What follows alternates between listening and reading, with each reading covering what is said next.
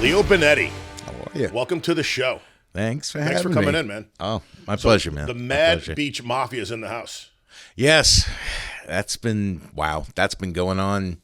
I've been with them now almost 11 years, doing the jam every Sunday over at the Daiquiri Shack. That's a fun spot. Oh, it's great.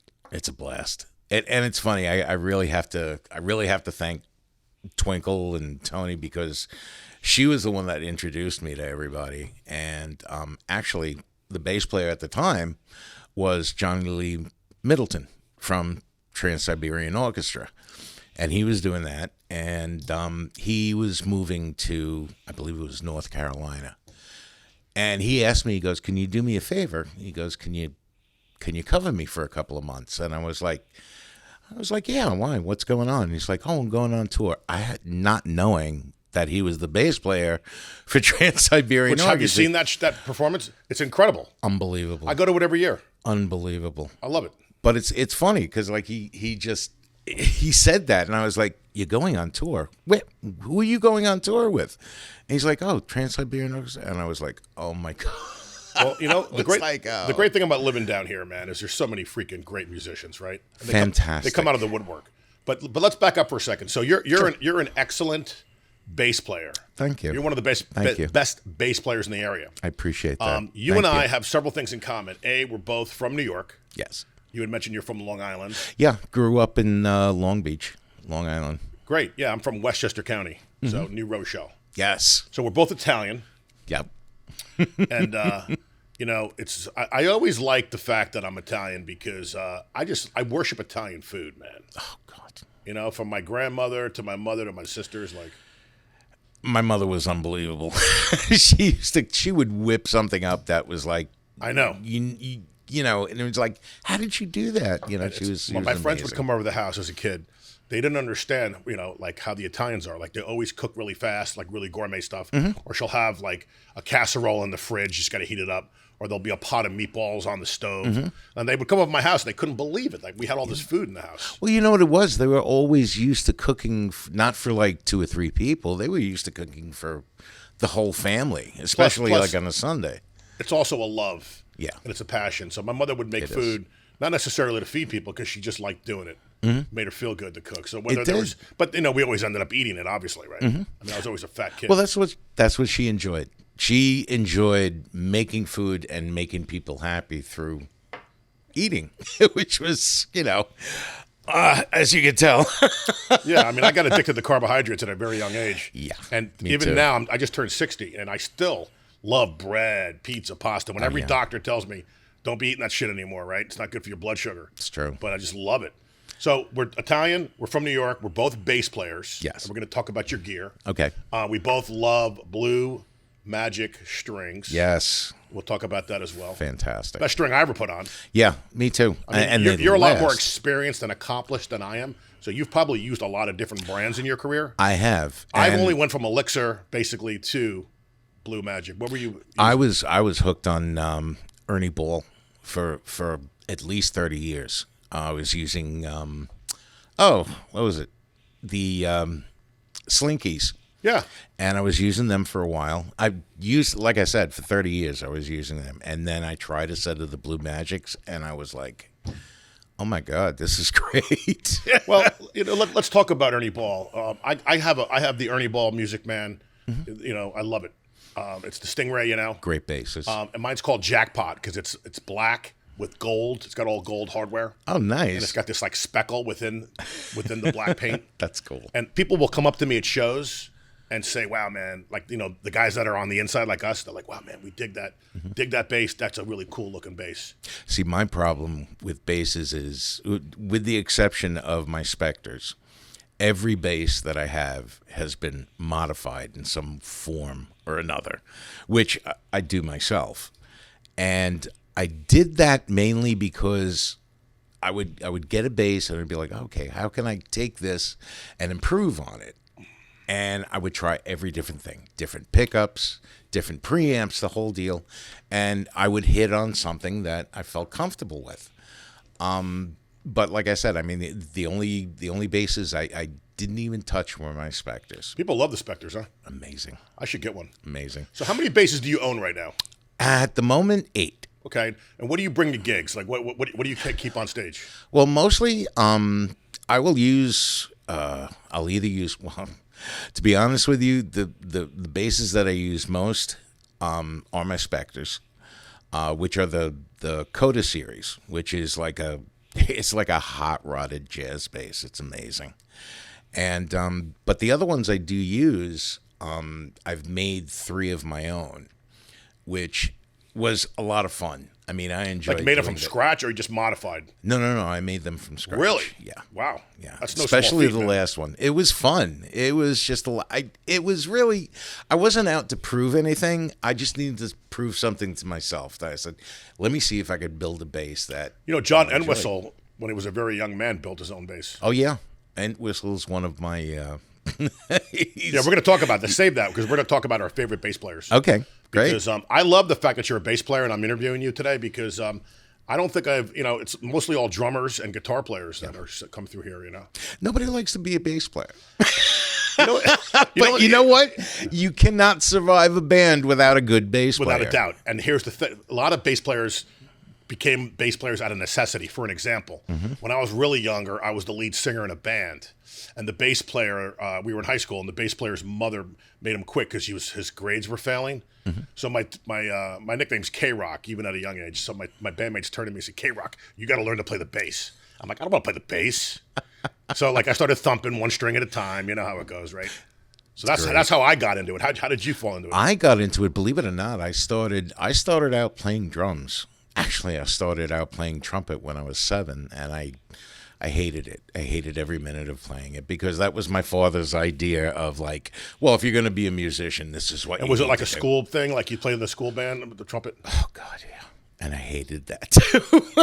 I really hated it, but you know, it was fun. It was a learning experience. Sure. And by the time I was around 13, I really got into Zeppelin. I really loved John Bonham. What was your first Zeppelin experience? Like which album? Zeppelin 2. Yeah, that was my first experience, and I was just I was amazed. I said that's a I moment, think that's right? what I want to do. I know, right? And I got into it, and I started playing, like I said, when I was 13. And then time went on. I started listening to other drummers and everything, and then I heard Neil Peart, and I was just like, I have got to go see this guy. So I went first time to go see Rush I'm dating myself now, but it was 76. So we're talking like Madison Square Garden, sold out arena type of No, stuff? no. This was at the Palladium. Rush played the Palladium? Yes. Wow. It was a three bands. It was Cheap Trick, UFO, and Rush. You know, Cheap Trick is still playing. And Yes, I know. The dude lives up the street. Amazing. It's great stuff. But it was funny because I was just like, yeah, I've got to go see him. And I'm sitting there and I'm watching him.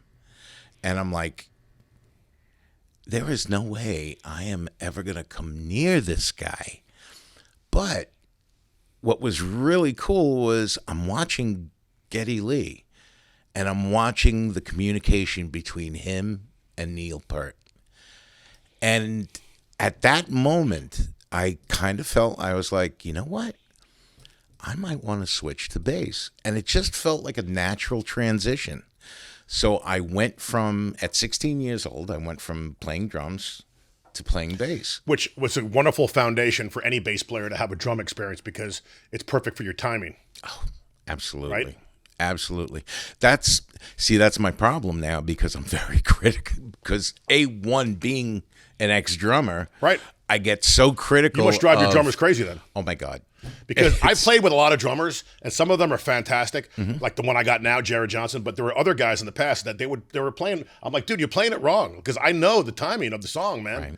Right? It's true, and it does. It would drive me crazy, especially it would be like I'm really. I feel I'm really good with being able to judge a drummer if I'm going to lock in with him or not. So that's the most important thing. The guys that I'm playing with now, John Spinelli, Also playing with, well, I'm filling in for Tony. Yeah, we're going to talk about that. And playing with Benny, and also I've been able to play with John Blackwell. I mean, these guys are just like, they're amazing. There's a lot of very good drummers down here, no doubt. And I had no problem. It just felt natural. Right. And it was great. You can't do your thing properly now. You've been spoiled. I have been. You get to a point, once you start playing with good drummers, you can never go back. No, you're right. You're right. And even a couple of the drummers that I was up in New York, the one drummer that I was with, I got him. Hold on. Mr. Golden. Yes. Michael Golden was an amazing drummer. He happened to be, he was the brother of Annie Golden. Annie Golden was an actress, and she also had a band called The Shirts, which Mike was in also. But Annie was an actress, and she was in the movie Hair. She was a girl with the curly blonde hair, and she was amazing. She was unbelievable. And Mike was all about timing. He was all about where it had to be. Especially if these guys have done studio work. Oh, man. You know, that's what it's beaten into their brain. Man. I mean a lot. It was great. It was all learning experiences for me. How would you describe your playing style? For an example, I'm very heavily influenced by Cream, right? Okay. You know, so Jack Bruce. I grew up listening to a lot of Clapton. You know, Duck Dunn. I'm going to talk to you about him because I met him 30 years ago. Yes. I know you have one of his basses, right? Actually, no. I got in touch with. In fact, I got to know his son, Jeff, really well. And Jeff, because I do guitar side work. I do some repairs. I do general stuff, nothing really too crazy. And he said to me, he goes, Howard, I have a couple of guitars for you that I'd like you to set up for me. And I was like, fine, sure. So a couple of the guitars were his father's. Sure. And I did some work on them. And then one day he brought in his dad's, I don't know if you want to say infamous or his famous 59 P bass. I think I saw, I went on your Facebook page and I was kind of perusing you this morning. And I think I saw a comment or a picture of it. Yep. It was really great because it was like, the problem was, it was like he wanted to know exactly what the dating was on that guitar. And I said, well, the only way we're going to find out is I'd have to take the neck off and look in the back. Right. I said, has this thing ever been apart? And he said, not to my knowledge. So I'm like, great. I was like, well, what do you want to do? And he's like, let's take it apart and see what goes on with it. Meanwhile, I am like sweating bullets because, I mean, holding that guitar was just, the hair stood up on my arms. I was like, oh my God. And we sat there and he says, well, go ahead, do what you got to do. And I was just like, I was sweating bullets with this thing. Meanwhile, he's filming me. And I'm like going, oh, thanks, Jeff. No pressure, He's filming me while I'm doing this. But it was just so cool. I mean, I carefully took the neck out of its pocket, and you could still see the lacquer and the paint like it was the day it was made. So obviously, it was never apart at any time. And I worked on it. I got it set up for him. He started, using it. And he came out with a book called,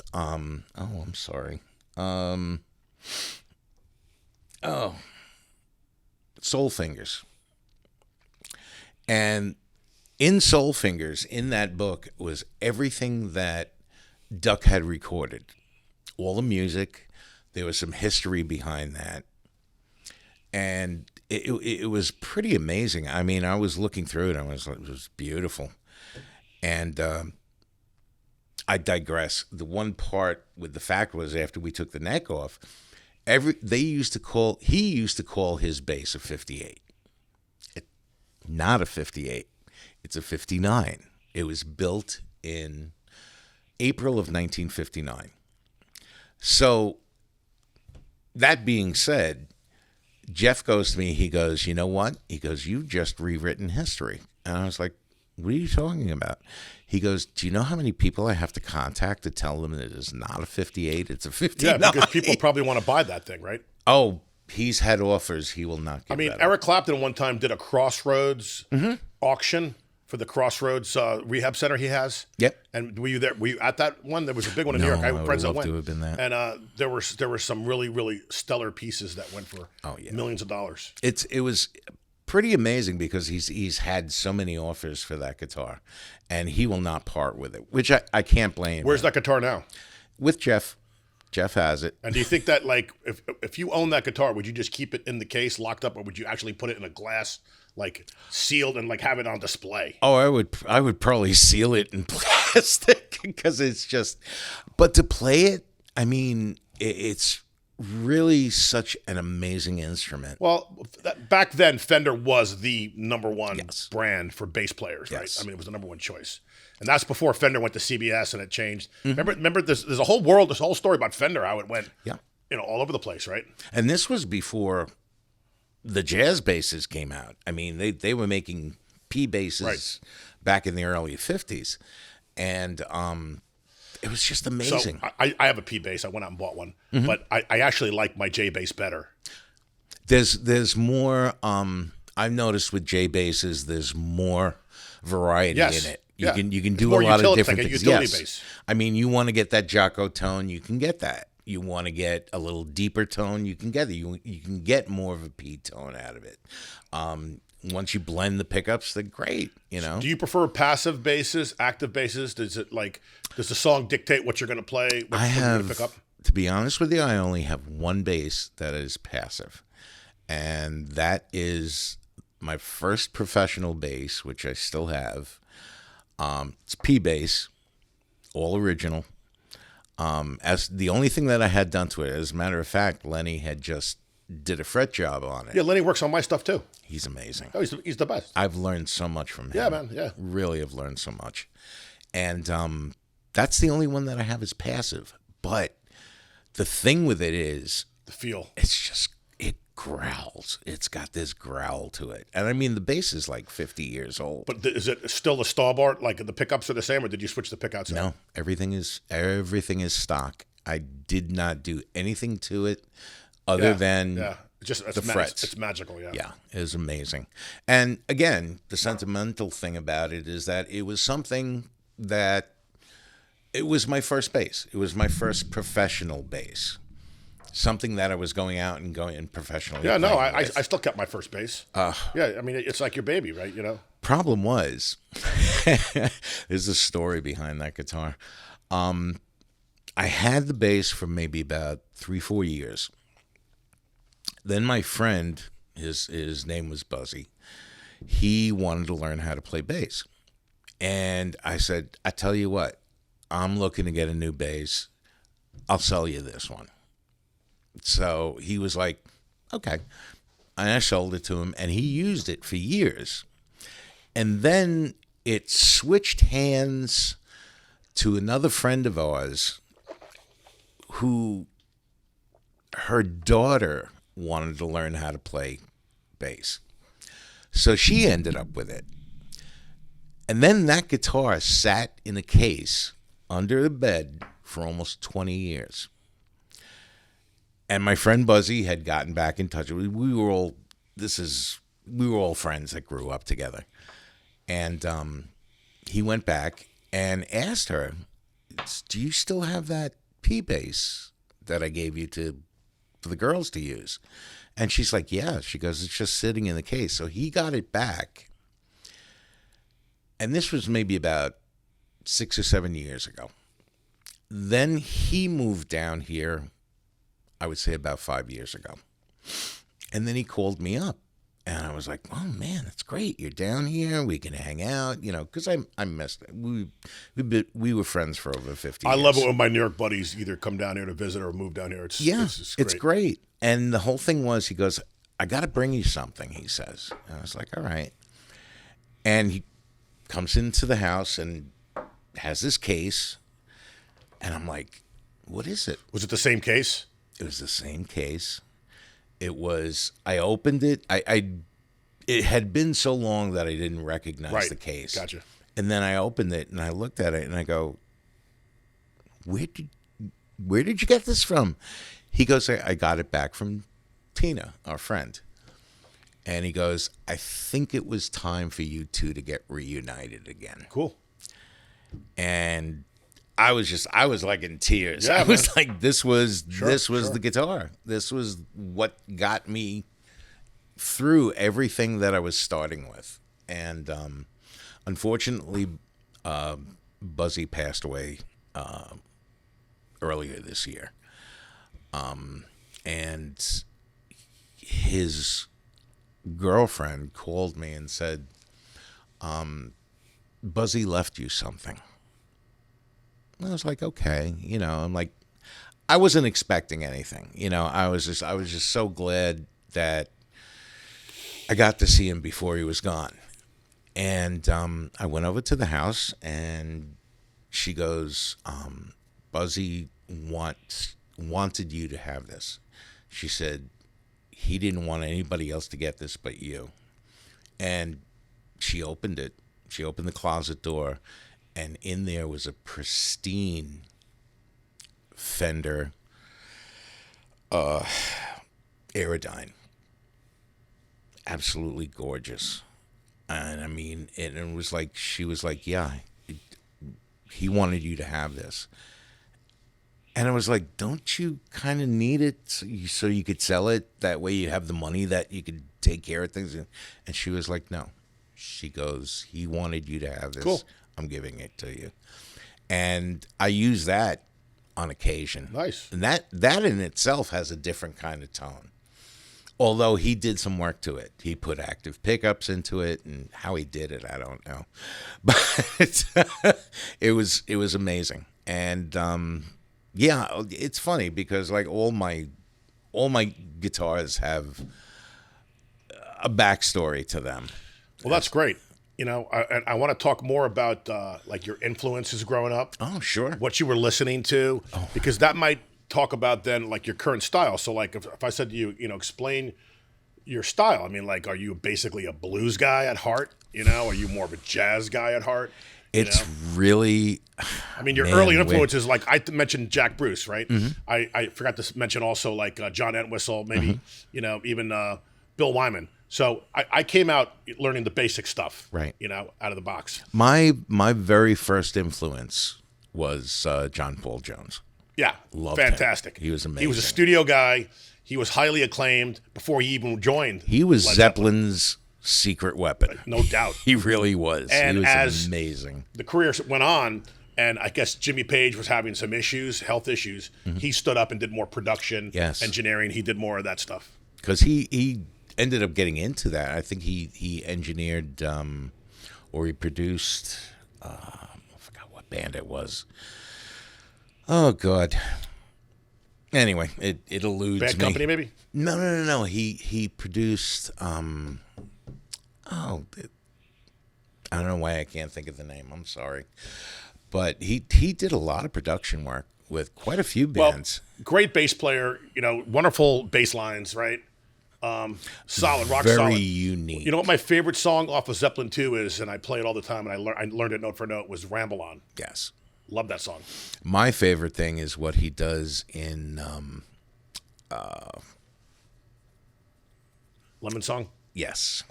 That is my absolute favorite. I agree. And you know what I would do? Anyone that like starting out learning how to play the bass, I would say listen to that song over and over again and learn that freaking song. Absolutely. Because then you'll learn so many other things after that. Sure. It'll open you up.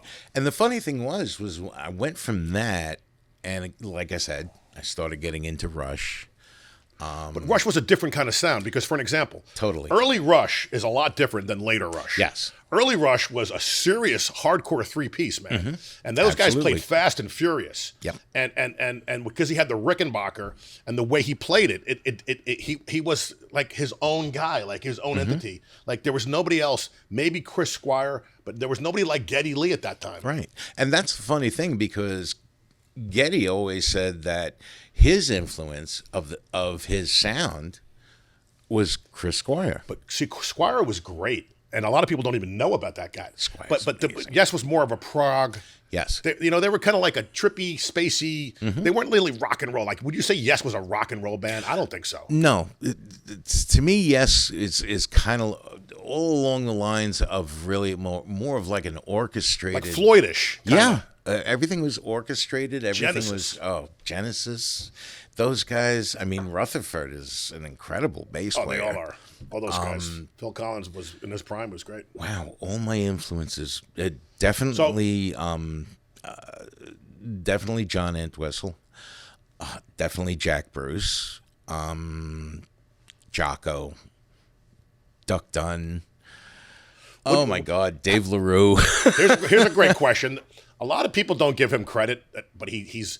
What do you think about Paul McCartney? Because his bass lines were incredible that nobody was talking about. Because he was a singer, he was playing these very melodic. Yes. McCartney is one of the. He's where his ideas come from. I don't know, But it's hard to play and sing to him. Yes. Whereas like Sting, a lot of stuff you could sing to it because he wrote it as he's writing the lyrics. But with McCartney, he was all over the place, man. Yeah. An example of just of that of one bass line. Two I could think of also is the bass line for Something, which is amazing. And the bass line for I Dig a Pony. If you listen to the beginning of that is it's just it's in a different timing, but to play that is just you sit there and you go, where did he come up with this? Here's the thing that's mind blowing. Before he played it, he had to write it. Correct. You know what I'm saying? Right. So like, who writes that kind of stuff? Where did it come from? Do you think that he was like the Beethoven of that generation? Like, how there's always that one guy that's just a musical freaking genius. I think that just showed up on the scene. I think there were a lot of guys back in well, obviously back then in the music industry, it was like there was more freedom, I think, as far as like what went on. Like Zappa said, he said, back then, a bunch of guys sitting around with cigars, listening to something going, the hell is that? I don't know. Let's put it out and see what it does. Now, it's whatever the cash machine goes for. But back then, a lot of those cats we're talking about were British. And Yeah. what they did was they went and they took American blues and they give it back to us, right? We talked about early Zeppelin, early Stones with Lenny, about how that. Yes. I mean, and then, Geddy being Canadian and whatnot. But, as far as the American guys, right? Well, who we have to talk about, man? We can't talk about bass without talking about Carol Kay. Oh, my God. Because a lot of people don't even know who she is, man. She's one of the most famous bass players in the history of music. She came up with some bass lines. I mean, she was given bass lines that were like, play this, and she was like, nah, it needs a little more of this. And some of the bass lines that she does is some of the most iconic bass lines that are out there. Like she's like Immediately you recognize it. she was in a movie called The Wrecking Crew. Yes. And a lot of people didn't like that name. Great They film. didn't like the name of the film, and they were upset with the director. But the film was fantastic. Mm-hmm. And she was on the Beach Boys, Simon and Garfunkel, Yep. doing jingles for commercials, the movie songs. Sonny and Cher. She did so much stuff, and it was amazing because they really were the Wrecking Crew, in the sense that they were wrecking it for all the other musicians that were out there, because everybody thought it was the bands that did the music, and they were like, no, these were the guys that recorded They were the unsung heroes, man. Absolutely. But People like her, though, man, they had they weren't just musicians; they had touch and they had feel. Yes. Like sometimes less was more. Like they weren't just banging their instruments. No, you're right. And I always find that important. I always find it important that it's important to know what you're playing. It's also important to know what not to play. Giving something a chance to breathe, giving music a chance to express itself without being so much in the forefront of a song that should be something that is a creative conglomeration of everybody. Are we talking cover songs?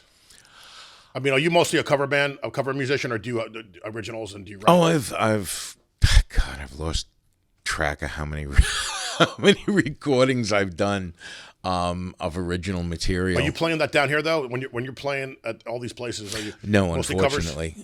Most of the original bands that I was with were up in New York. I was with one band called Hot Tin Roof, which we had nominal success. It was kind of a cross between Black Crowes, Led Zeppelin, and the Rolling Stones. Wow. Yeah, that's it awesome, was a dude. great band. It I really love the was. Black Crowes. They were phenomenal. They were a great bunch of musicians. And unfortunately, we had been contracted to an independent label, and it involved Barry Goody, who was the son of Sam Goody, which I don't know if anybody remembers Sam Goody, the stores, to go to for records and stuff like that. But he was the son of Sam Goody. Yeah. And the other person was Bob Rafiki, who was he was an A&R guy for Atlantic Records. And it really was it was really cool because we were doing something independent, we were having fun with it, it was great. And then all of a sudden the bottom fell out of it. And what ended up happening was all the recorded music that we have, I mean, I still have the masters and everything, but it kind of got shelved. Sure. So that was one. I think a lot of people don't realize how hard it is for a band to make it. It's very difficult. For every band that makes it, there's probably several thousand that didn't, But I tell you, I'll be honest with you, all the experience that came from all of that, I wouldn't trade it for the world. Are you having fun down here playing covers? Absolutely. I mean, because, you're playing with some really good musicians down here. I am having fun at the fact of just being able to make this my lifestyle, my what I'm enjoying to do. I've always enjoyed playing music. Unfortunately, as musicians, and as you know, we're poor. So you have to do something during the day to help pay the bills, which I did. But every weekend, I was always out playing. Right. Always. And now when you say, so how long have you been playing the Tampa scene or the Tampa, I would say, I call it the Gulf Coast, like Tampa all the way down, well, actually Clearwater probably to Tampa, all the way down to Naples. We're basically, Jacked Up's a Sarasota Bradenton band with some Charlotte. But you're doing more, like you're Treasure Island, you're up there, you're playing in Clearwater, right? Well, most of the bands that I'm St. Pete. involved with right now, they're mostly from like Tampa, St. Pete area. Like I'm working with Jerry Outlaw, who was originally one of the guitar players for the Jen and Torturers. He also did the that whole Zappa thing with Bogus Pomp, which was amazing. Which I was luckily enough able to get involved with it towards the end of the last hurrah for that band. But that band had been around for over 20 years.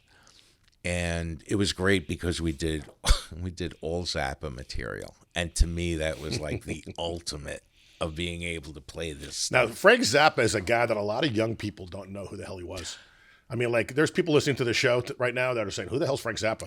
Frank Zappa was the man in the late 70s, early 80s, right? Mm-hmm. Joe's Garage, is that Joe's one Garage, of his more popular albums? Apostrophe is an incredible album. Even some of the earlier stuff that he did with the Mothers of Invention, amazing. He was ahead of his time because didn't he blend a lot of different styles? Like, wasn't he jazz, rock? Didn't he bring a whole he blended jazz, rock, orchestration. For somebody that never was formally trained in anything, he never took any kind of like theory classes or anything like that. He didn't believe in that. He just went with what came out of his art. head. And he had a sense of humor too. I mean, yes, he had a great sense of humor. But he was also very realistic when it came to the industry itself.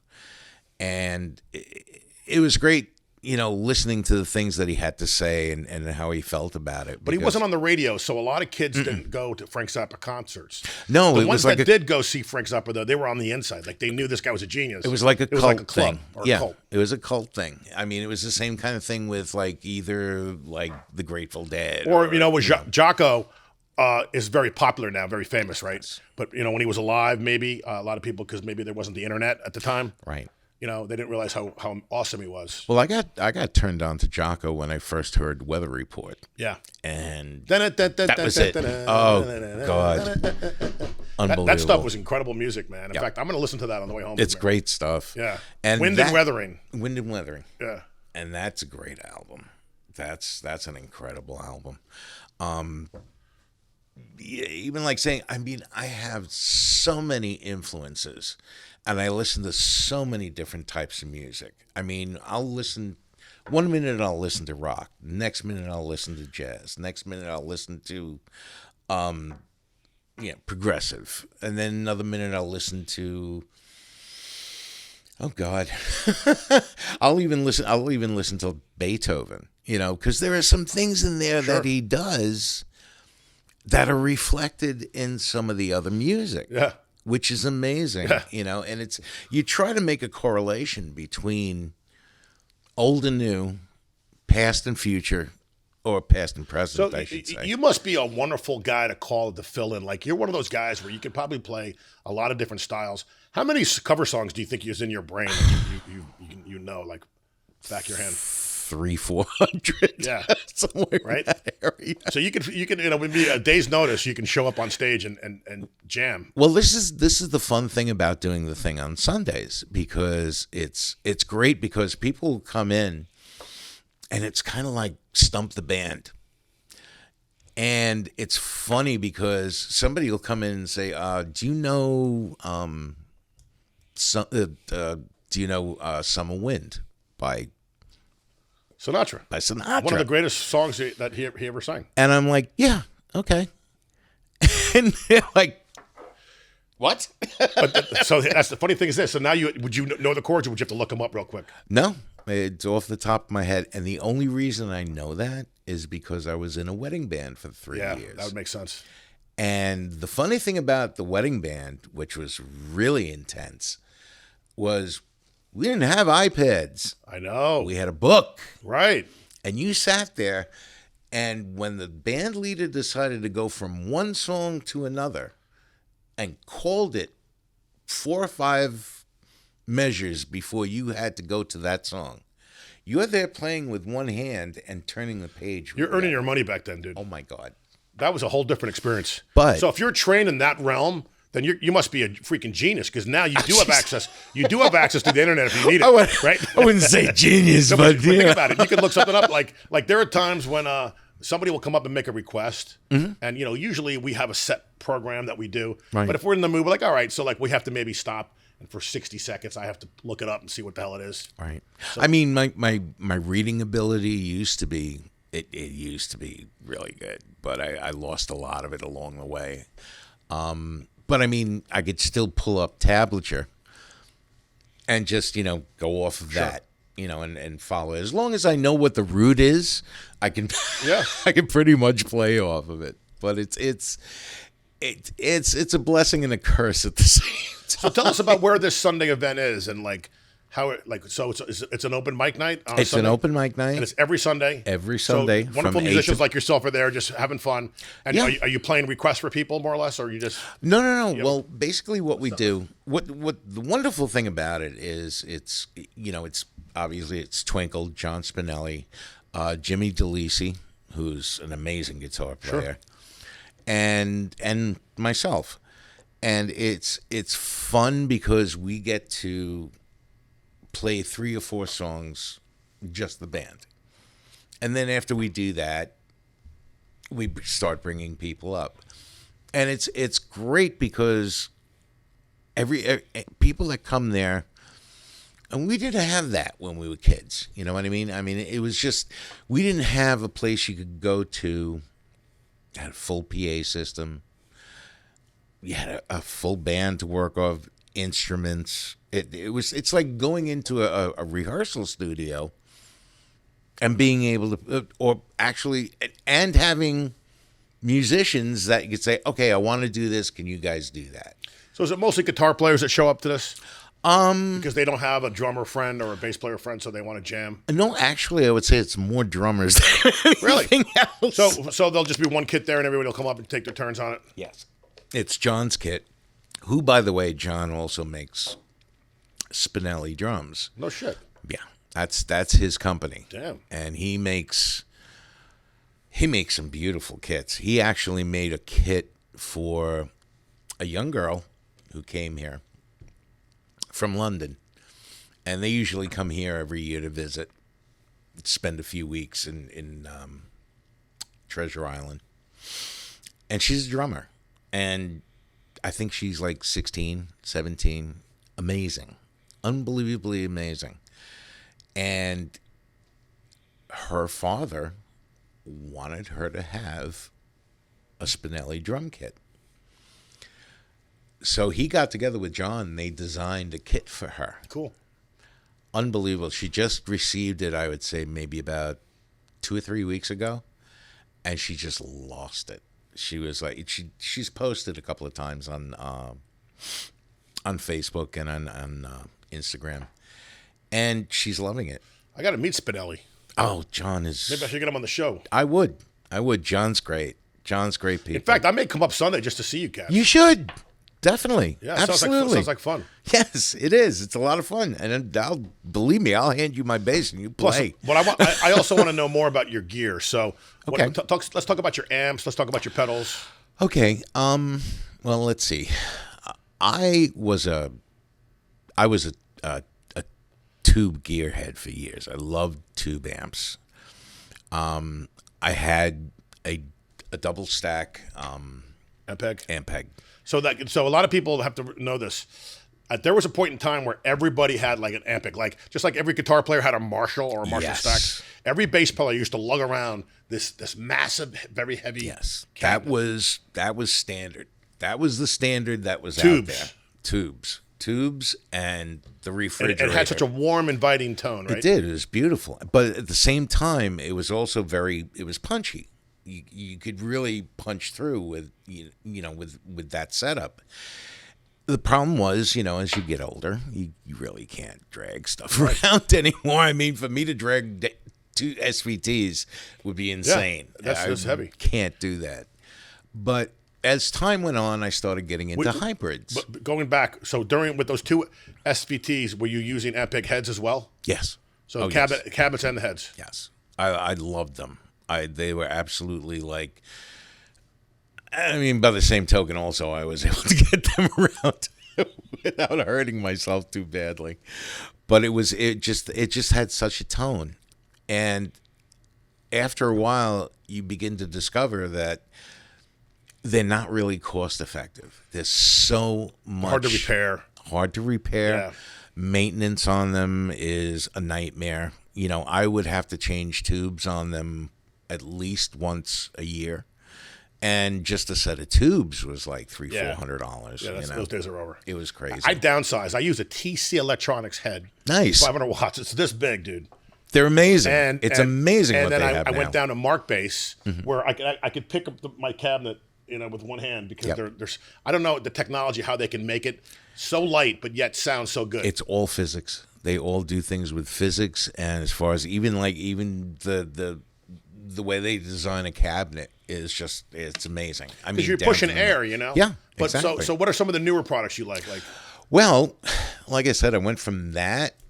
I did go into hybrids for a while, which was kind of cool because it was half MOSFET, half tube. You were getting tube sound from preamp, and then you were getting the power from the MOSFET, which was great. Still twitchy. And then I heard Tal Wilkenfeld. Yeah. Amazing.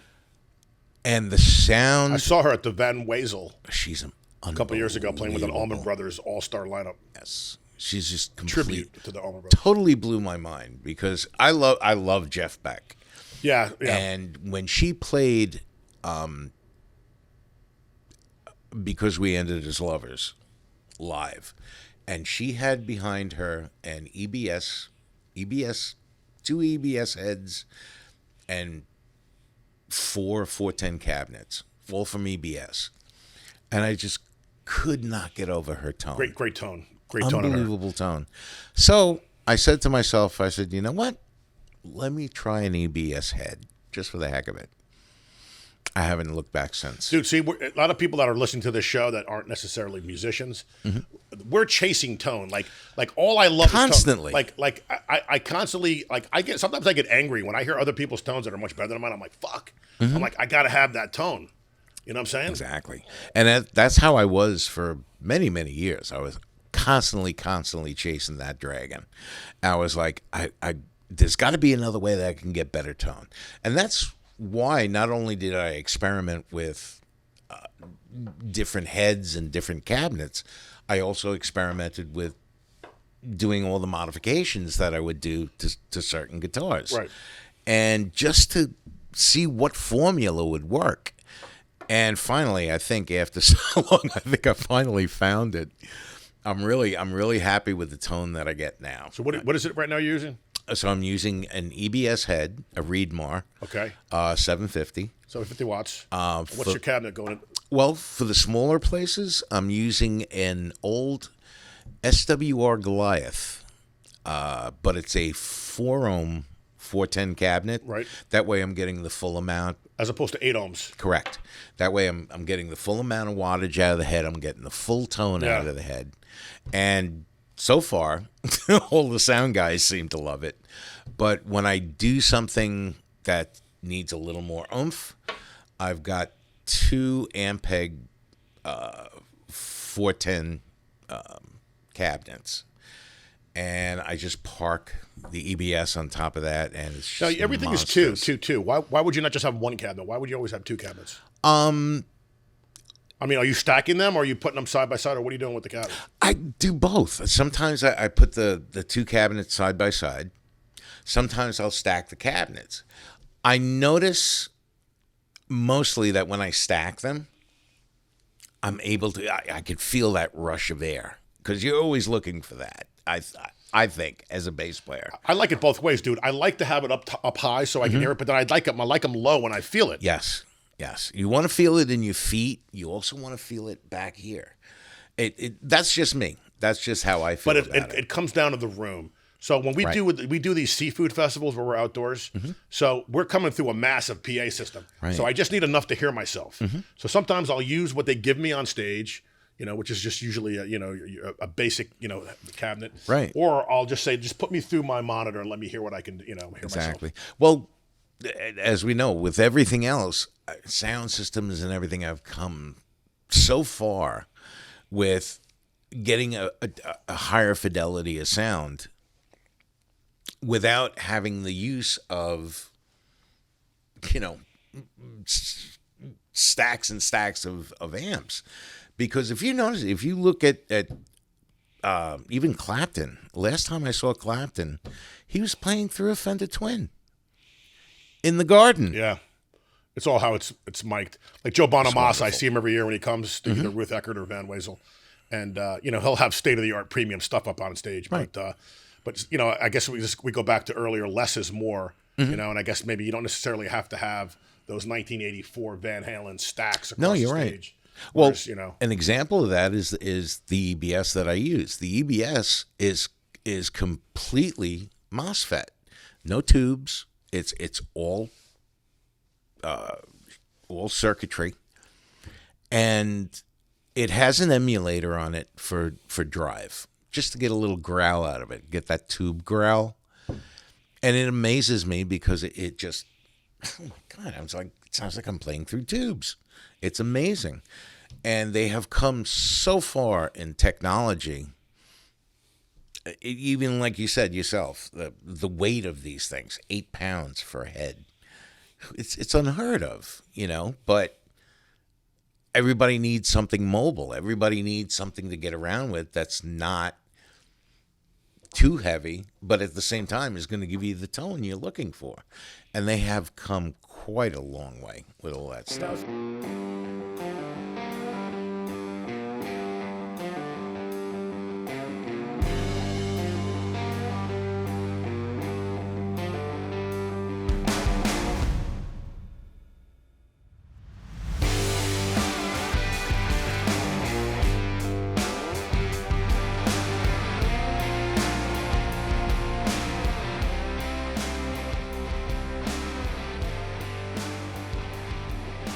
Now, as a bass player, for me. This question is about the room I'm in. So I'm talking about inner ears now. I use inner ears when I'm in a small space and I have to then take my amp off the stage. Like for an example, the Gator Club. Right. I don't know if you've ever been there. Yes. But there's a wall basically like right behind me. So you really have to keep your stage volume as low as possible.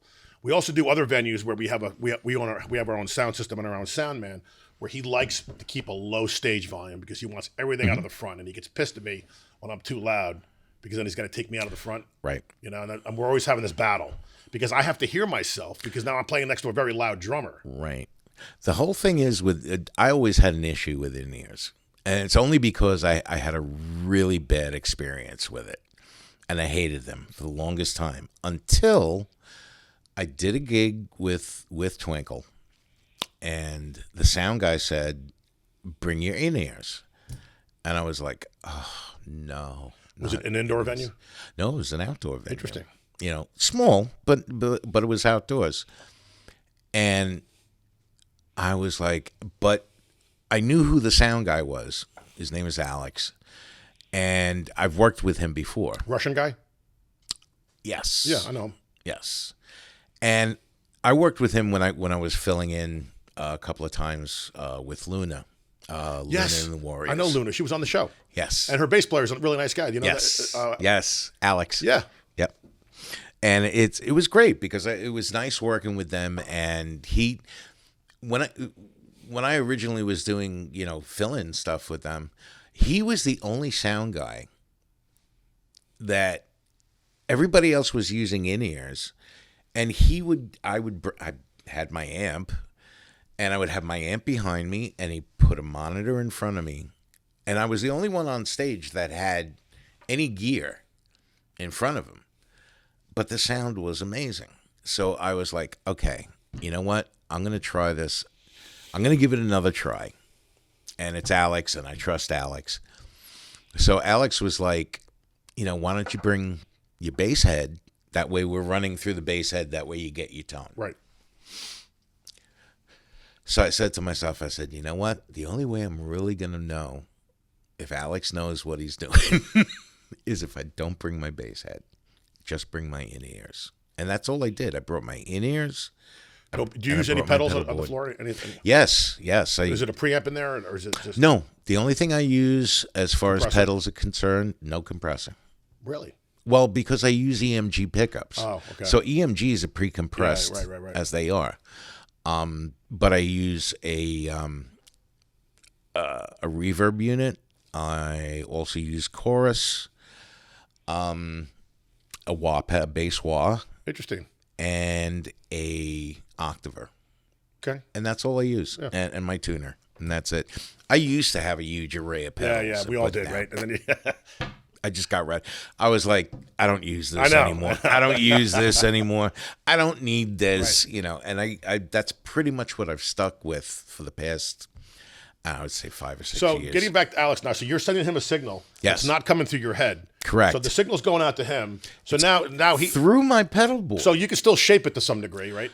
He did such an amazing job. And I was like, I'm listening to myself and I'm feeling like my amp is next to me. Good. And I was just like, I was so shocked, Because it's about frequency at that point, man. Yes. Right? And these guys know what they're doing. He knows what he's doing. And it's funny because he said to me, he goes, "Where's your head?" I was like, "You know what you're doing." I said, "I trust you." Yeah. And he was like, he goes, right. I was like, okay. And now, are your ears, are they molded? Because my inner ears sometimes fall out, so I want to get the molds done. No, I have West Tones. Right. Which, 4 drivers. Yeah. Per. and they're not an expensive. They're expensive. There's a brand called KZ that are much cheaper and have more drivers. Yes, and there's another one also that's out, and I've heard nothing but good things about them. Just like under $100. I think I paid $300 for these. Yeah, I have a West Tones too, and I paid it, but I don't use them anymore. Because the KZs are cheaper, but to me they're better. Mm-hmm. I mean, and here's the difference. I don't know if you sing at all, but singing is really when the inner ears come into play. Because now I'm like, okay, I'm in much better.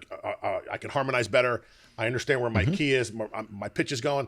I get it now because I can hear everything perfectly. It's true. And I was just like, because that was the other thing I was worried about, was the fact that, they weren't like molded in ears. They could fall out. They could fall out. Yeah, you get the little adapters for them, you know. And that was the thing I was worried about. I was worried that they weren't going to be quality enough for the sound, but I don't know what he did. But they sounded phenomenal. I was just like, I was shocked. I was just like, this is how this is supposed to work. And it was just funny because, like I said, I had a bad experience with them, and it was horrible, the mix I was getting, and it was difficult. It was difficult. It was this was during the time I worked with Decades for a while, for about a year and a half, and for some reason I could not get a decent mix in the in-ears. And I was begging the band leader. I was like, "Can't we use some amplifiers on stage? Sure. Anything?" And he wanted to keep it at a clean stage, which, okay, I get it. But if you're not aware of what needs to be done as far as in-ears are concerned, but here's the problem I have with that. I understand why they want a clean stage, but you as a performer, you as an artist, you have to be able to hear yourself, and you have to be able to be satisfied with your tone. Absolutely. Because otherwise, you're going to be miserable and you're going to have a shitty show. Exactly. Because the whole night you're not yourself. Like I have to have my tone and my volume, and even if I get yelled at, I say, "Man, you're too loud." I'm like, you know what? I'm going. I need to hear myself. I'm going with this. Yeah, I need to hear what's going on. Exactly. And as long as I've got that, if you notice, whenever I play, I have a tendency to stand closer to my amp than towards the front of the stage, because I like feeling that air pushing me. I like that air hitting me in the ass and just, does that thing. And it's also good for me too, because John is usually to the left of me, and I'm able to lock in with him. Now, why would you want him? See, my drummer's always on my right, because I'm always looking at that snare, and I'm always watching his foot. So I like to be on the drum. I'm on the drummer's left side, so he's on my right side. You're saying you're on the other side. Yeah, I could play either way. I could play either on the right side or the left side. The thing is, if I'm on the left side of the drummer, I follow his hi-hat. If on the right side of the drummer, I follow his bass drum. Interesting. It's funny because it's like when you say to me, what kind of style do you have? It's I kind of approach my bass playing like a drummer. So are you playing with the drummer, and are you more cognizant of the guitarist? Because that's a big question. Because there's two different ways you can go. I follow the drummer first and foremost, man. I have a little bit of a guitar in my monitor, so I can hear that. I have a little bit of vocal, and I don't play. I don't care what the singer's ever doing, man, because they could throw you off real easy. Yeah, you know what I'm saying? It is possible. So I just lock in with my drummer, and I play to the drummer, and that's my number one focus. How do you feel about that? Well, my thing is, I love locking in with the drummer, but at the same time, I like hearing things coming from either the keyboard player or from the guitar player, because there are things you can do to play off of them also, besides playing off the drummer. So I know when you play, I notice when I play anyway, if I'm playing off the drummer, I'm trying to lock in with what his right foot is doing most of the time. It's called the rhythm section. Correct. But if I want to, step out of that box a little bit, I'll listen to what the guitar is playing and either try to emulate what he's playing or also try harmonizing with him. So it's weird. The whole key to it is figuring out when you can do that. But I think if it's a traditional blues song, you have a lot more freedom to do that. Absolutely, you do. But the same thing, if it's a traditional blues song and you start stepping out of the box too much, right? You can't. You're losing that feel of what the blues is. Yeah, and I learned so many things. Clapton's, that Nathan Lane, Nathan East. Nathan East played for Clapton for a while, and he also was on Footloose. He wrote these. Yes. So he's a great example of both, where he's locked in and he's playing, but he's stepping out, man. Exactly. And he can step out as long as he wants, man. But he's always still right there in the pocket. And you know who else is like that? Lee Sklar. He was the bass player for Phil Collins. He also played with James Taylor. He also recorded. He has a band out now called The Immediate Family, and what it is they're all studio guys. I mean, Lee Sklar was a studio guy to begin with, but they're all studio guys, and they're out playing. Same kind of concept behind it as a Wrecking Crew. These guys have been recorded on so many albums. And then a lot of people don't realize who they are. And they went out and put a band together and just said, "Hey, let's go out and play." And they're phenomenal. It's like listening to your stereo. It's just unbelievable the stuff that they do. And they're all seasoned. They're all guys that just have so much experience with playing different styles of music. And those are the guys I learn from. I really learn a lot from them. Because at a drop of a hat, they can switch their style of playing. So is it safe to say that you are still learning, still evolving, absolutely, still growing as a musician? Every day. And do you take your craft very seriously? Are you practicing, rehearsing, listening? Yes. I mean, it's really to the point where I'm like, it's almost ad nauseum, but it's also to the point that, all of a sudden I'll listen to some new music and then I'll be like, wow, that's really different. What is he doing there? And I want to learn about that. Right. You have that kind of mind. It's an amazing journey. Or maybe you get frustrated if you don't do it. Like you have to figure it out. I have to. Right? Yeah. I have to figure it out. So that's what makes you a great musician, because that mindset. I'm not going to say you're a perfectionist, but you're trying to achieve some type of success, and you're hungry for that. The thing I look at about perfection is. But rock and roll is different, because being a perfectionist is like Beethoven and orchestra. But when you're rock and roll, it's rock and roll, man. No, I get it. Mistakes are allowed. But even sometimes in rock and roll, there's a striving for a perfect sound or a perfect feel, and it's not supposed to be that way. To me, music is hills and valleys, and there's always something that's on the beat, and there's always something that's after the beat. There's always something that's before the beat. And you can play that song a different way every time. Right, and you're conscious of that. So when you're doing cover songs, let's say you're playing with Twinkle, and maybe you're playing the same songs at different shows, you're trying things a little differently. Like I'm starting to do that now. Like I'm taking traditional songs and I'm like, let me see if I can maybe stretch a little bit here and absolutely and do something that I normally wouldn't do. But as long as it's in the context. I do that constantly, which kind of makes some people kind of upset. But by the same token, I look at it as like just injecting my own feel into it. It's the Leo thing. Yes, and it's just.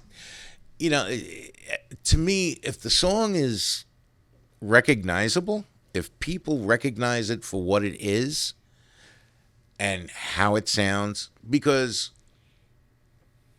I mean, people, unless you really, really know music, most people that are listening are not going to pick up on that. Right.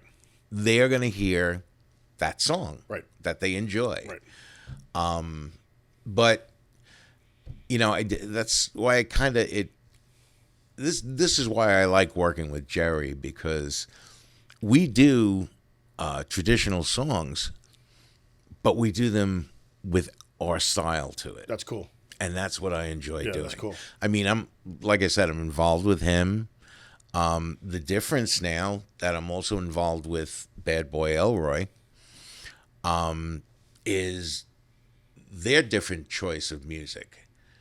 So it's like apples and oranges, but I'm enjoying it because they're that style. Right.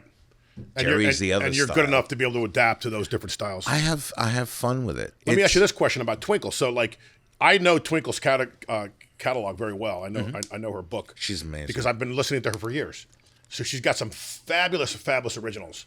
So did you have to go out and learn all those originals? Yes. Are they incorporating them? And so was that easy for you or difficult? It's difficult in the sense of that I am trying very desperately to play what's recorded. And the reason I'm doing that is because this is the way Tony plays. I want to be able to at least emulate what he is playing. Of course, you're filling in for him. Exactly. Yeah. And I don't want to take anything away from him that he's doing. Because Tony writes some incredible stuff. I mean, I really think some of his bass lines that I've really listened to are like unbelievable. And I'm like, it's genius. It's like it's beautiful because, and I understand how he plays certain things and why. And that's important because, especially in the sense of an original band that they are, you want to be as close as possible. Yeah, when you get the call to fill in for an original band, you have no choice. Exactly. But to put on the headphones and listen to that song 100 times and work on it. Oh, and believe me, I use a lot of. Well, now this is the wonderful thing about being a musician. Now there's so many things that are available to you to use to be able to slow something down and keep it within the same key, or to change keys, or to well, Ultimate Guitar Tabs is wonderful. Yes, because I can I can change really quickly. What I like is Chordify. If you take Chordify and put in any song, recorded, whatever you downloaded, something of your own, something of somebody else's, and download it into the program, within 10 seconds, it comes up with a tablature. No shit. Yeah. I have to get this. It's excellent. It's called, what did I just say? Chordify? Chordify, yes. I got to get it, man, because there are times I'm racking my brain trying to learn shit for the first time. Absolutely. Like, I'm working on September by Earth, Wind, and Fire, and it's not an easy song for me. No, it's not an easy song. And I'm like trying to figure out. out And I've played that song a few times. The best way to learn it. I'm like, Believe it or not, what really helped me when I had to learn that song was I went onto YouTube. Yeah, that's what I do. There's always that one cat. There's always that one guy. You're like, oh my god, this guy's. Thank God, he'll break it down for you. Break it down. Here's this part. You go like this. This part you go like that, and then I'm like, thank you. And he'll have everything either in tablature or have everything in notarized as to what string and what note he's playing. And a lot of these guys are really good. And then I'll see some guys and I'll be like, come on. That's not what he's playing. Yeah, right. That is not what he's playing. That's why when you're in Ultimate Guitar Tabs, there's like 6 different versions of the song. Because this guy, like, his version was shitty, so someone had made a second version. You know what I'm saying? Well, that was when I was first learning the Immigrant Song. Oh, great song. That bass run that he does in the middle, and it's 8 notes. Yeah. But it's I know. And he moves it up a full step and then a half step. Yeah. but he's still playing the same pattern. And you could easily, if you're just a novice or beginner, you can easily just mess all that and just play. You'll play the roots. It's the guys that are like, they're like. I was watching. This was a long time ago. I was watching one band, and they were playing the Immigrant Song, and the bass player, all he did was just go. It's like going, Really? no, that's not how he does that. That's not how he plays Jesus. that. But the other thing I have in common with with John Paul Jones is we have the same birthday. Oh, really? January 3rd, yeah. Which really freaks me out, because it's just funny. It's like, when I looked it up and I was like, he's got the same birthday as me. Maybe that means something. Yeah, it does. So, in these few final minutes here, so let's talk about more like your personal life. So, what are you doing when you're not performing? What do you do for fun? Do you like to travel? You like to cook? Well, I do. I like to bake. Believe it or not, it's because what exactly do you bake? Like breads? No, pastries, pies, cakes. And the funny thing is, I won't eat half of them. I just make them feel like it was now, something. Is that because them. maybe like someone in your family that taught you how to do that? Or? Right. Well, my mom did. Okay. My mom taught me. My mom used to make a cheesecake that was unbelievable. So you can make that same cheesecake? No. Still to this day cannot figure out how. And she wrote the recipe down for me and everything. You know what it is, man? It's that one thing. It's that TLC. You know what I'm saying? That makes it special. She was amazing. Because mom made it, right? She really was. She was. I mean, she was. Well, both my parents. They were the typical Italian mom and dad that were very strict, but also at the same time recognized the beauty in what you do. Cool. Supportive. Yes. Encouraging. Well, my mom was more supportive of my music career. In your current household, do you keep those traditions alive, man? Like, do you?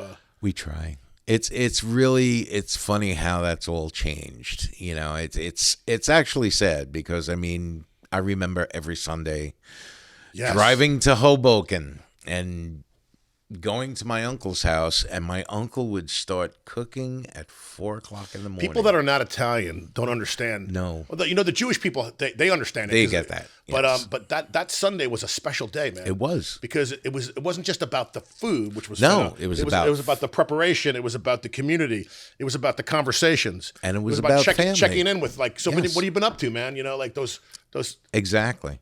And I try to continue that with my closest friends. I try to keep up and say, hey, just a phone call and just say, hey, how you doing? Everything okay? I try to keep that in perspective. It's so much of that has changed nowadays, unfortunately, because everybody doesn't have, or most people don't have that kind of time to be able to do that. Well, it depends where you live. I mean, look, I'm in Florida now, so I have more time than I ever had in my life. Mm-hmm.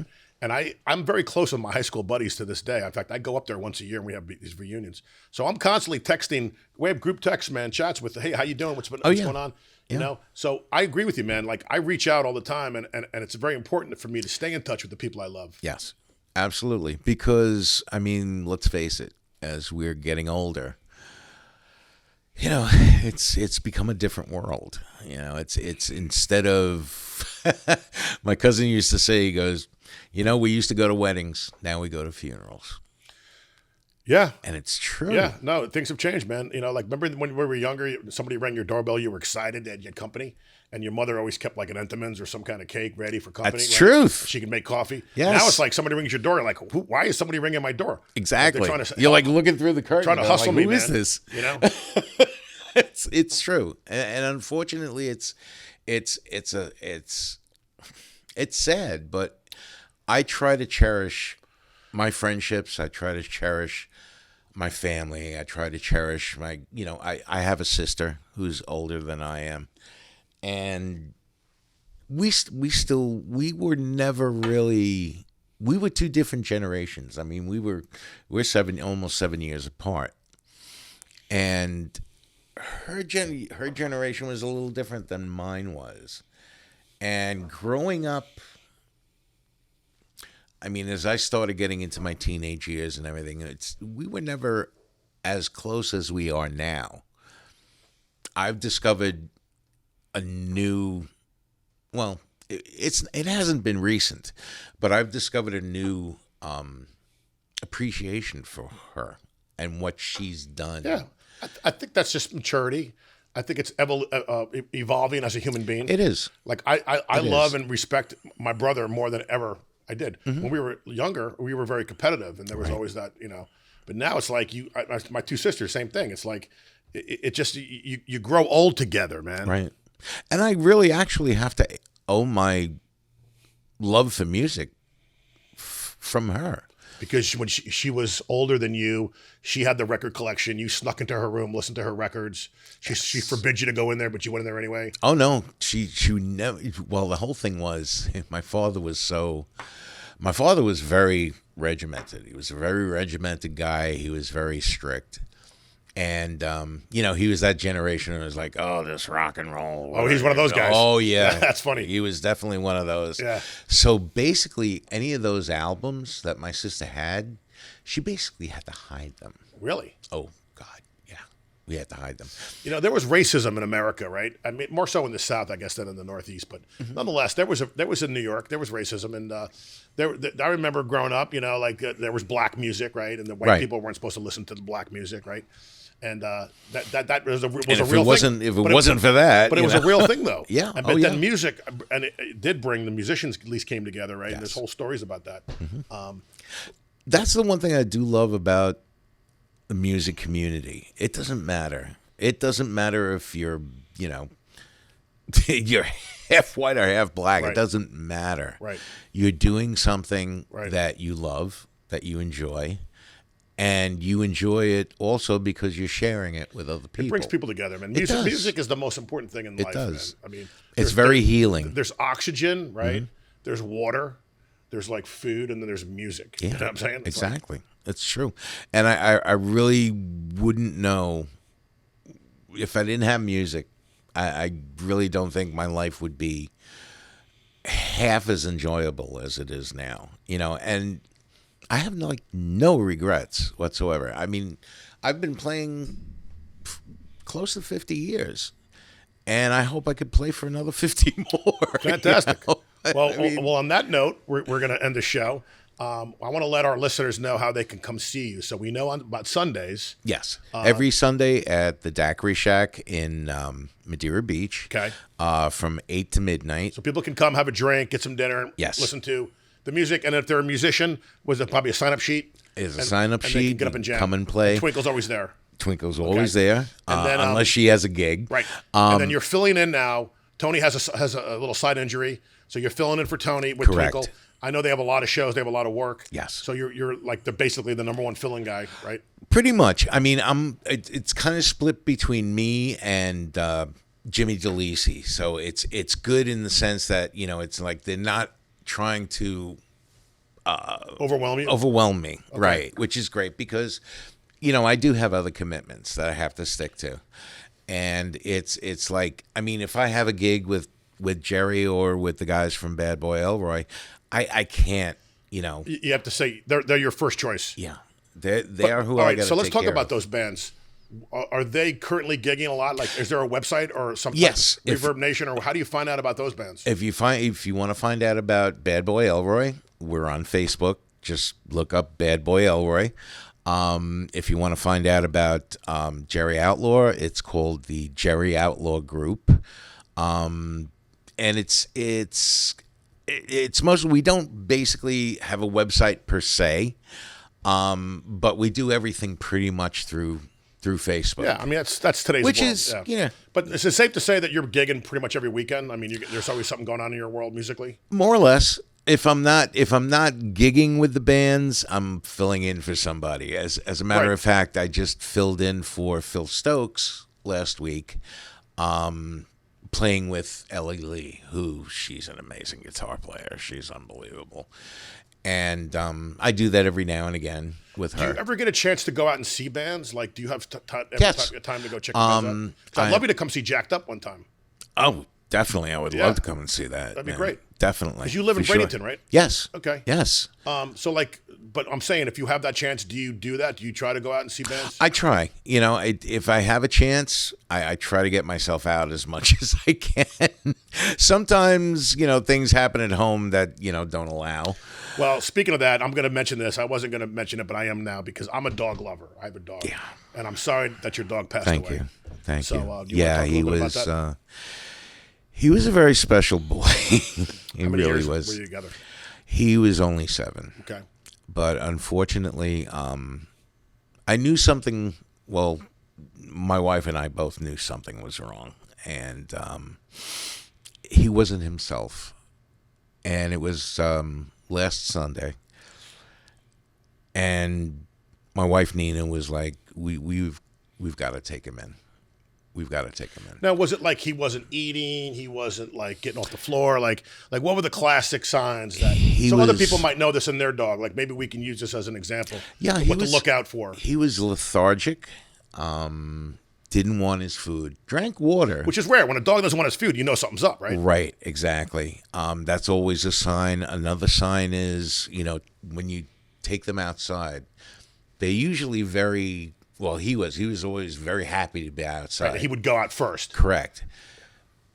The last time I took him out, it was just like, he's like, yeah. Very gingerly, like not leading. Not leading or not. Yeah.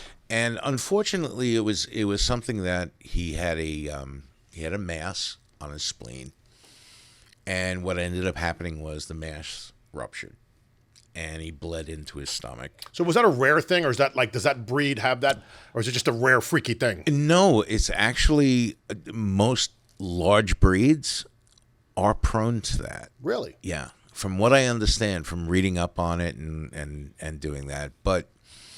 The biggest thing that was hard about it was, well, 2 things. Was one, he was so young, because we figured we were going to have him around for at least a few more years.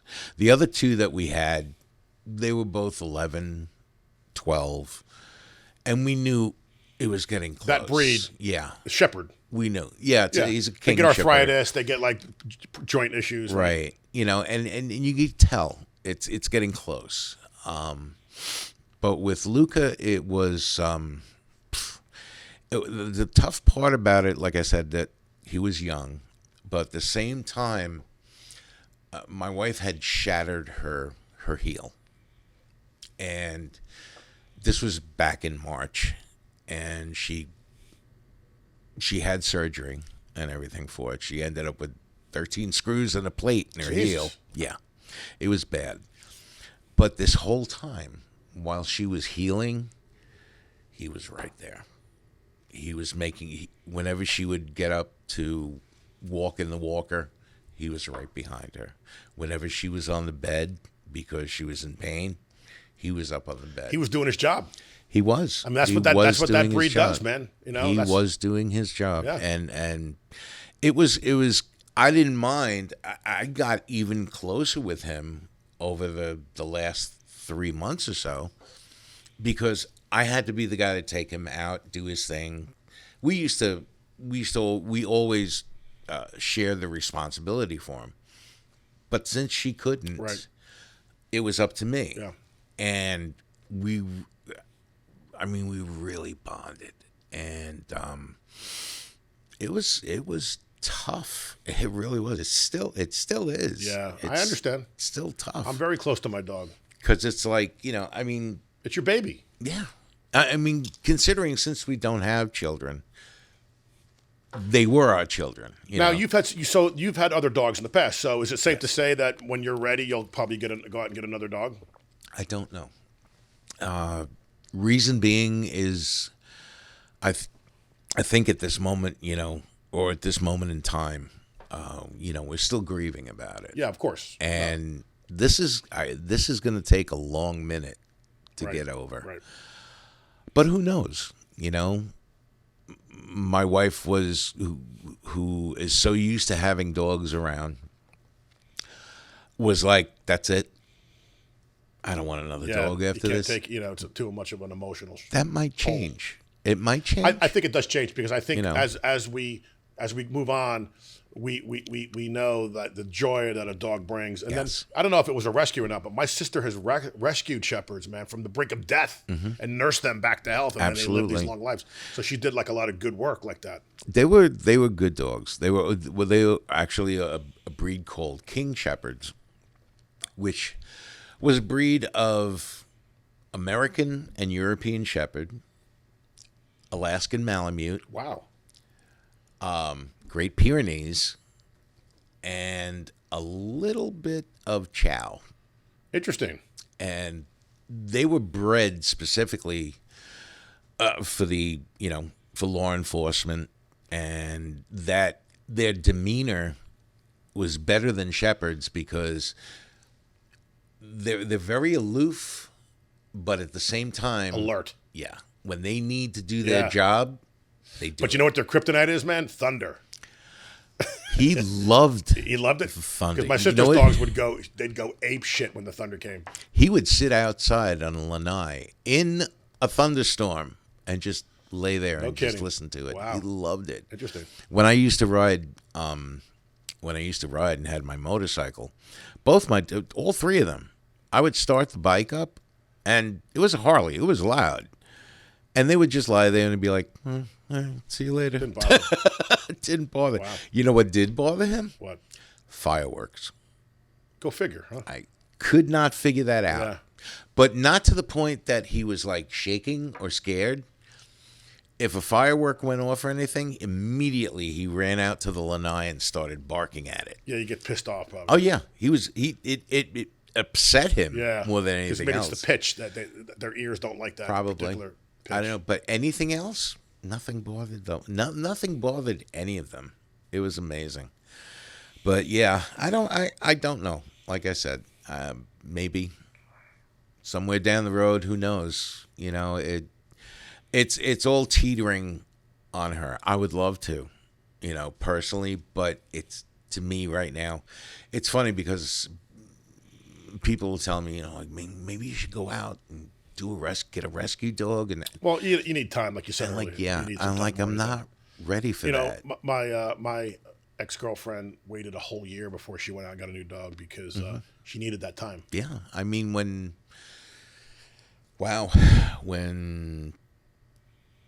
Dakota passed, and we still had our other dog Dante. It was a couple of years before we decided to get Luca, and he was like the last one. It was just it. My whole thing with that is just I can't do it because it feels like. You're cheating? No, not so much cheating. It feels like substitution. Yeah. I don't believe in substitution. Yeah. I don't believe in, this will make me better. No, it's not about me. It's about the animal themselves. Yeah. And I don't think it would be fair. I don't think it would be fair You know to what? another animal. I believe that like God made us like custodians of the animals, right? Mm-hmm. So like, with God's blessing, that day may come where that match is made for you again. Yeah. And that happens in a natural. I'm hoping it does. way. I really in my heart I hope it does. But if it's a decision that we're better off not, Sure. then we'll live with that too. So on a much lighter note for closing here, what are some of your favorite places to eat? Because like anyone who's New York Italian, I'll ask them this question. I'll say, okay, Chinese food, bagels, pizza, hot dogs. Where do you go? Now you and I live in basically the same area. Yes. I'm a big Sarasota guy, but I do know Bradenton. So like, let's start off. Like, where would you go to get pizza? Okay, pizza to me is usually either a place called Agrigento's, which is in Bradenton, or I'll get Chicago, which is Joey D's, as far as pizza. Okay. For Italian food, there is a place. Oh my gosh, there's a place right by on 41, the corner of 41 and I want to say 57th Street. It's a small place. They're only open from Thursday to Sunday, and only from 3 in the afternoon to 8 in the evening. Sounds good. I like that. If I could only remember the name of it, but it's You know what we'll do? We'll put it in the comments section. Definitely. When this video comes out. Definitely. What about bagels? Bagels, there's a place up on Manatee Avenue,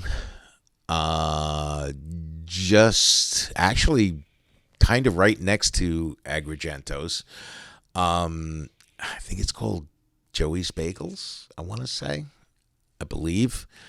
They are the closest to New York bagels. Because we take our bagels very seriously, right? Oh, I absolutely. mean, they got to be boiled first, and then they shellac them, and they bake them, right? Oh, yeah. And then they give you the thick cream cheese, like H&H used to do in Manhattan. Yes. And then the one thing I can't find down here is good Chinese takeout.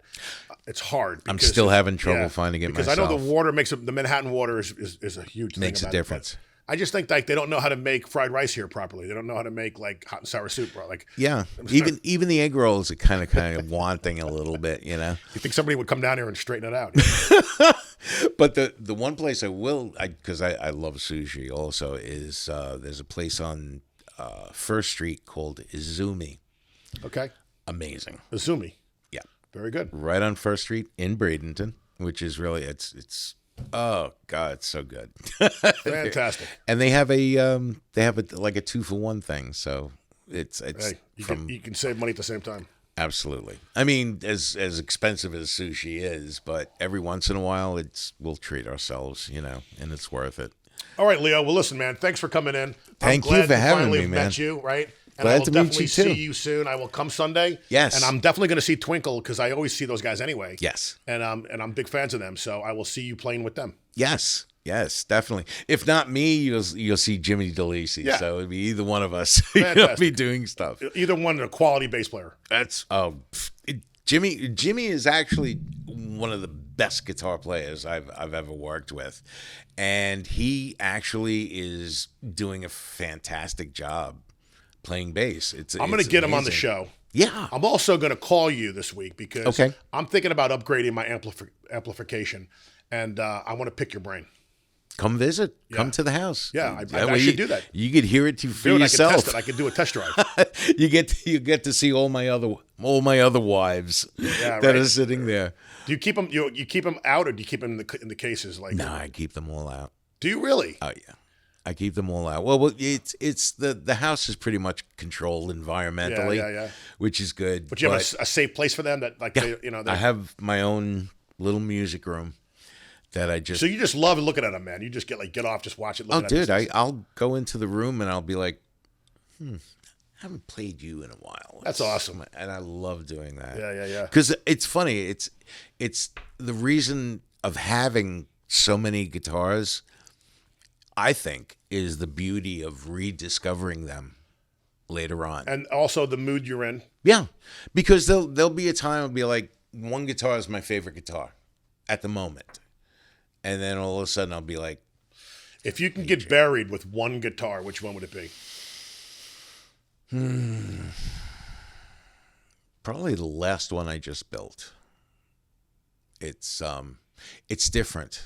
It's something that I always wanted to try, and it's also a 32 scale, which is odd. It is odd. So you had a choice, and you made it that way, right? Mm-hmm. Why? Mainly because I had an alembic bass. It was a spoiler, and it was a 32 scale. Sorry, and it was so easy to play. It was just like it was the kind of guitar that if you're lazy, this is the guitar you would play. I know the feeling. You know. And the best part of it was just like, you know what? I am going to try and make a 32 scale guitar. And it worked. And it came out. It came out beautiful. And I'll show you a picture of it later. You know, but it's interesting. And if anything, it would be that plus probably one of my Spectres, I'm sure. You know, because I've used Spectres for I'd say about a good 25 I've heard nothing years. but good things about Spectre. Love them. So, well, listen, we're going to go, but thank you so much. In the comment field, all of our viewers that are listening, they could put any questions they have for you or for me in the comments. Cool. And then we'll all be able to converse. That would be great. All right, Leo. That'd be awesome. We'll see you, man. Thank you so much.